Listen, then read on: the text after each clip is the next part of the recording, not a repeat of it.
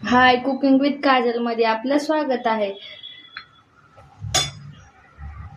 चला तर आज मी बनवणार आहे गवारीच्या शेंगाची भाजी. बघू शकता निवडून ठेवलेले, तेल गरम झालेले, त्यात कांदा टाकून घेते. टमाटर कढीपत्ता पण टाकू शकता तुम्ही. माझा संपलाय, मी मार्केटहून आणलाच नाही. त्यानंतर थोडीशी अद्रक पेस्ट. आपण रश्श्यावाली भाजी करणार आहोत मसाल्याची, गवारीची शेंग मसाल्यामध्ये.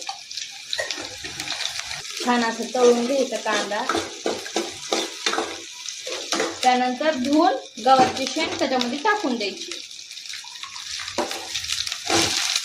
ती पण छान अशी तेलात फ्राय होऊ द्यायची, म्हणजे पटकन शिजते आणि टेस्टी लागते.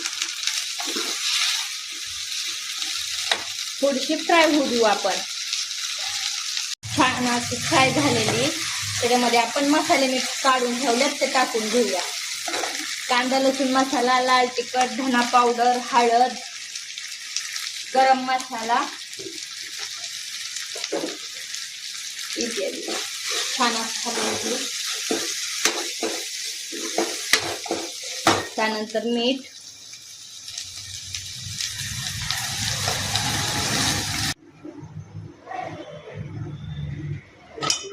मी थोडस जास्त टाकले, 3 टाकले. मिक्स करून घेऊ